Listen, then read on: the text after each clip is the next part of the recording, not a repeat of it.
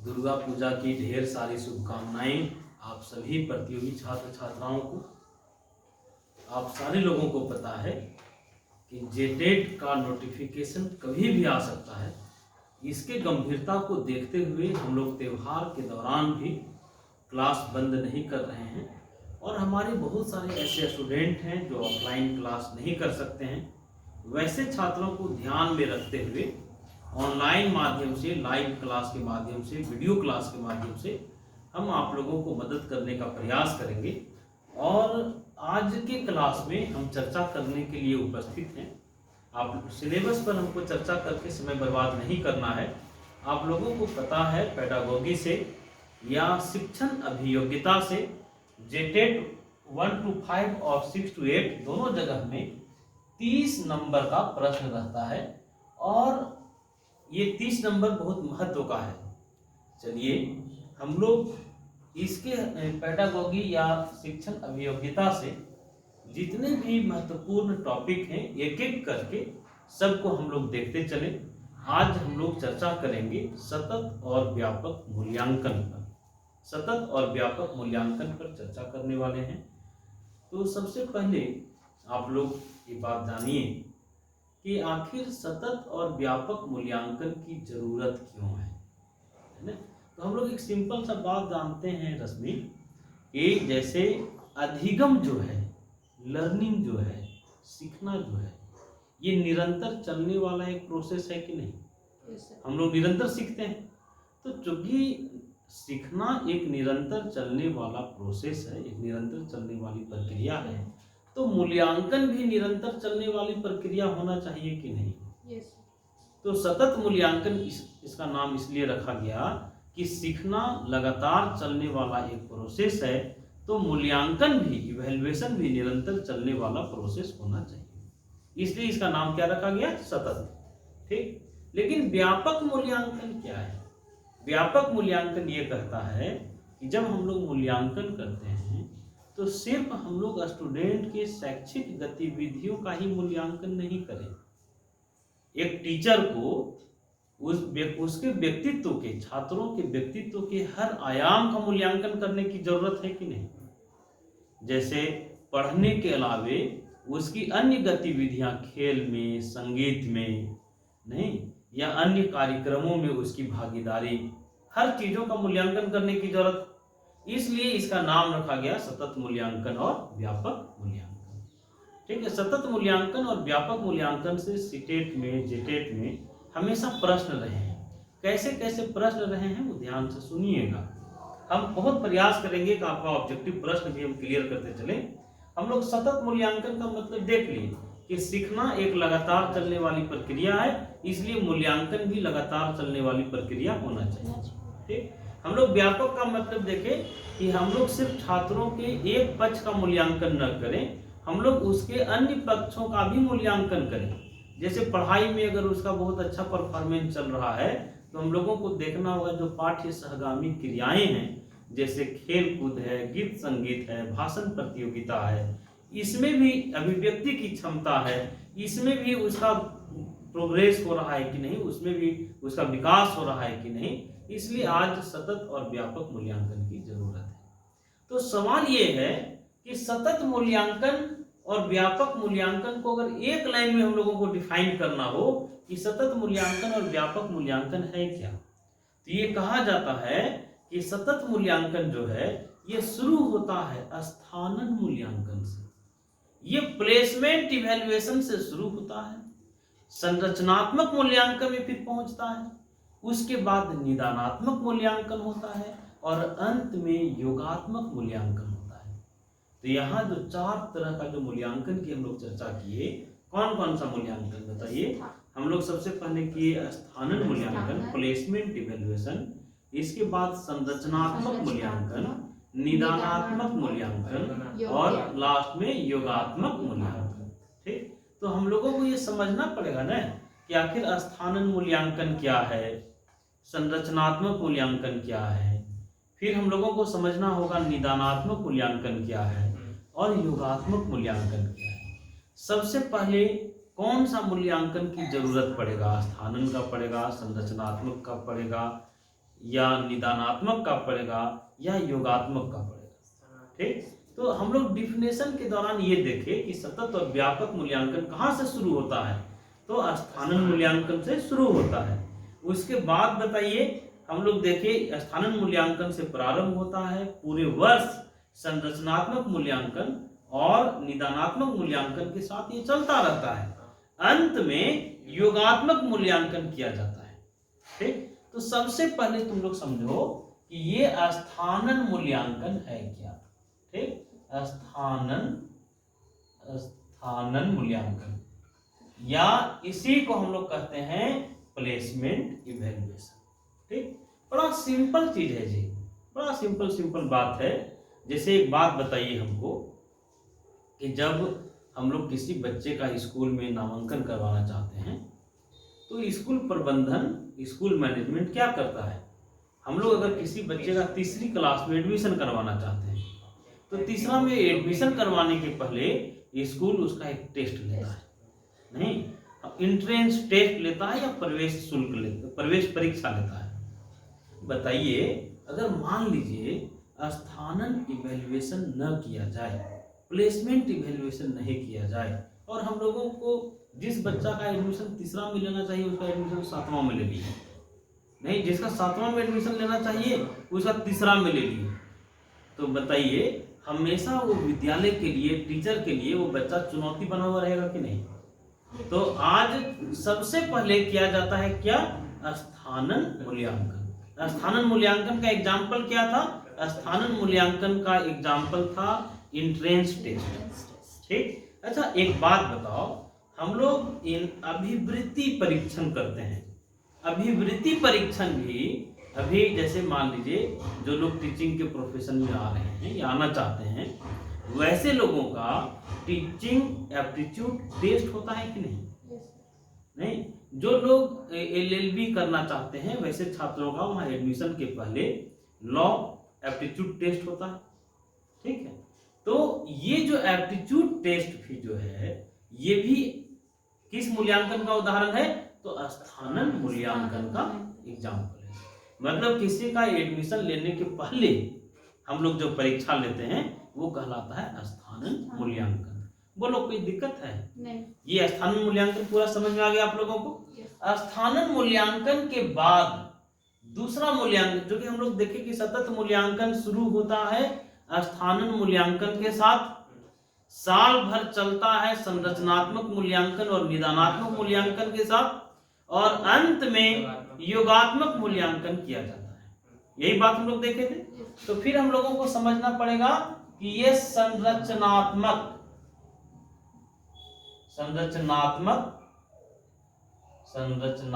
मूल्यांकन है क्या चीज। तो आप लोग ध्यान से सुनिएगा, संरचनात्मक मूल्यांकन क्या है। जैसे रश्मि आप बच्चे को पढ़ाते हैं, है ना, आप बच्चे को ट्यूशन पढ़ाते हैं या स्कूल में पढ़ाते हैं, तो बताइए कि पढ़ाने के दौरान हम लोग उसका बीच बीच में परीक्षा लेते हैं कि नहीं, बीच बीच में हम लोग उसको जांचते हैं कि नहीं।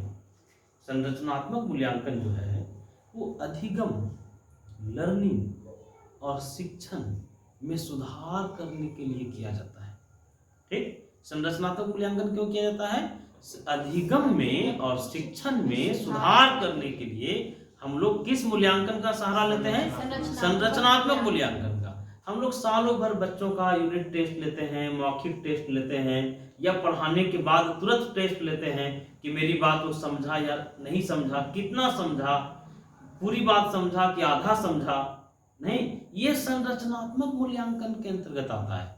या आप लोग कह सकते हैं कि जो संरचनात्मक मूल्यांकन है ये शिक्षक निर्मित मूल्यांकन है।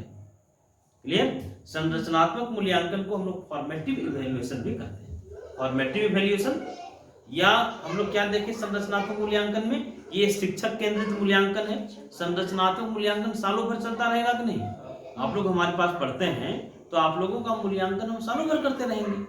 ठीक, क्यों करते हैं कि हम अधिगम में और शिक्षण में सुधार करने के लिए जो मूल्यांकन किया जाता है उसको हम लोग कौन सा मूल्यांकन कहते हैं, संरचनात्मक मूल्यांकन। संरचनात्मक मूल्यांकन आप लोगों को सर्टिफिकेट या डिग्री देने के लिए नहीं किया जाता है, ठीक। और संरचनात्मक मूल्यांकन प्रायः क्या है, तो ये शिक्षक केंद्रित है। समझ गए बात।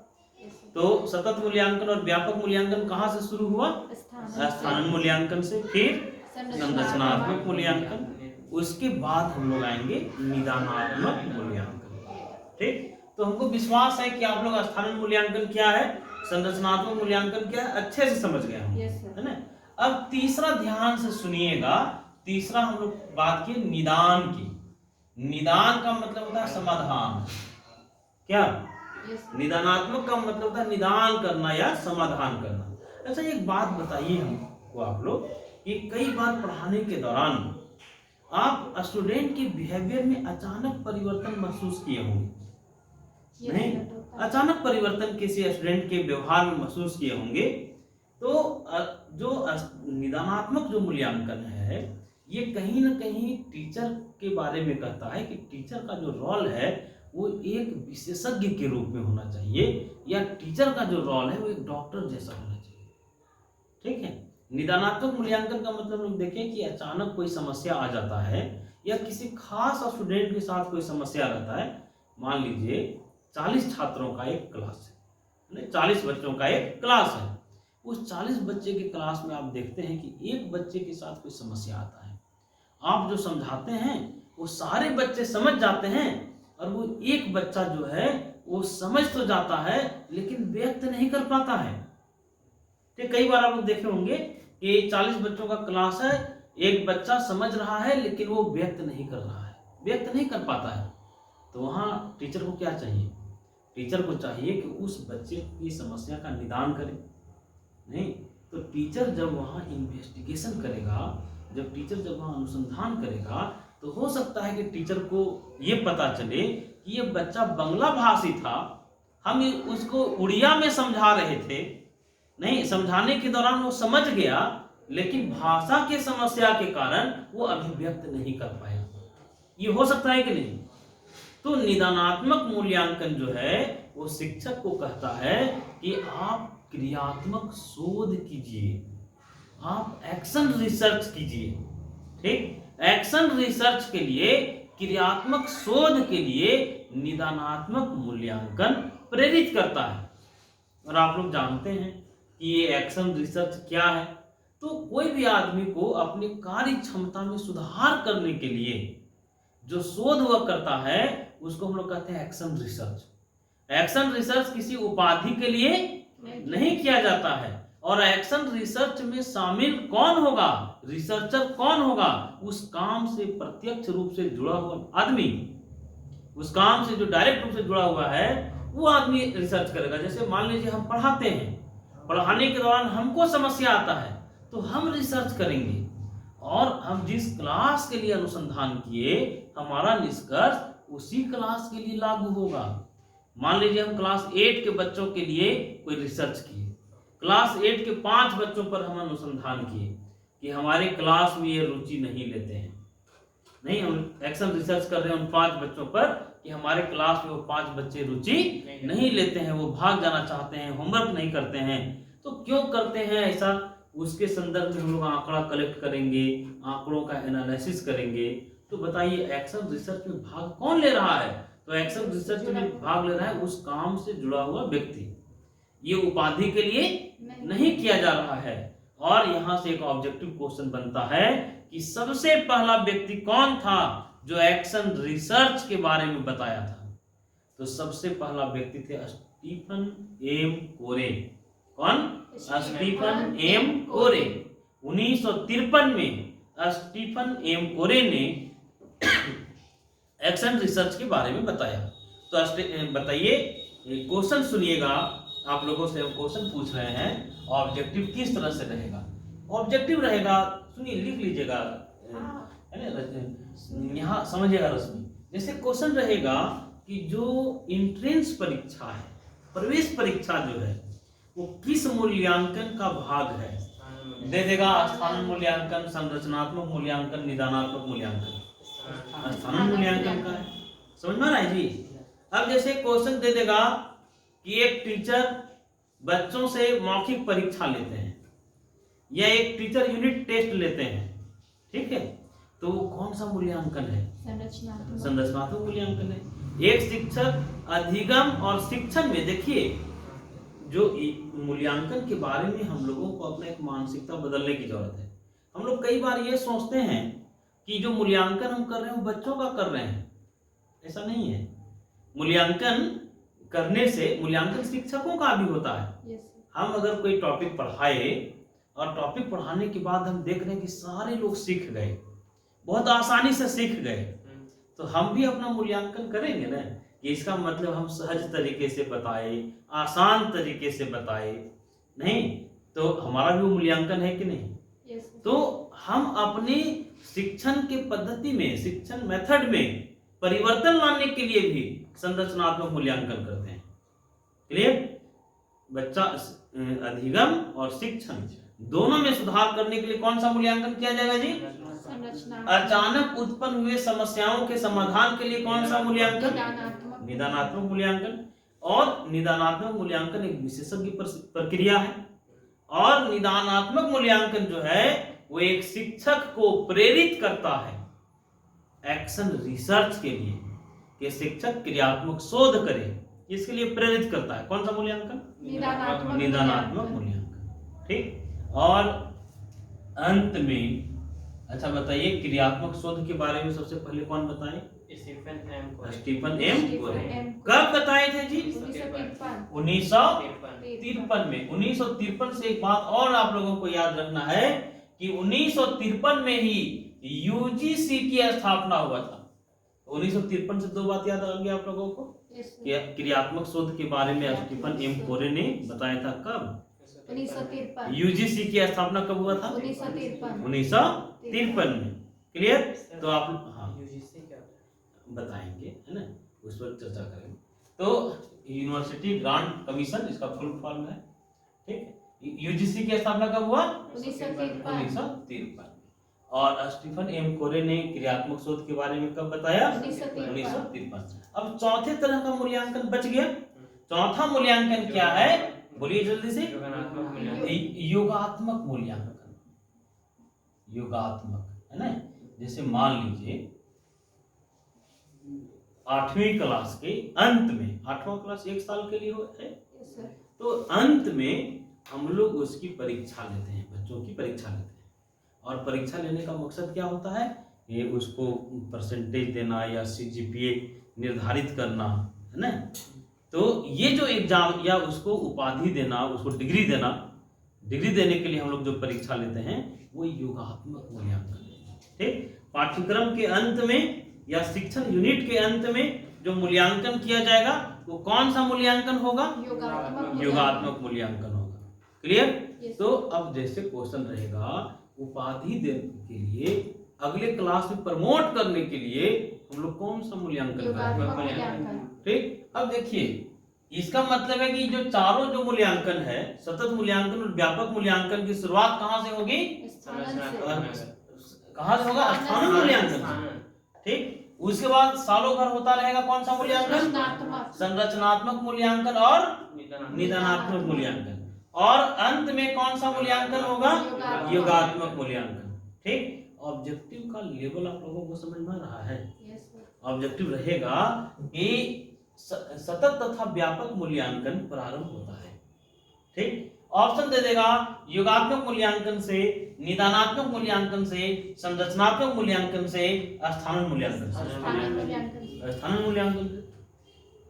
सतत तथा व्यापक मूल्यांकन के अंत में कौन सा मूल्यांकन होगा?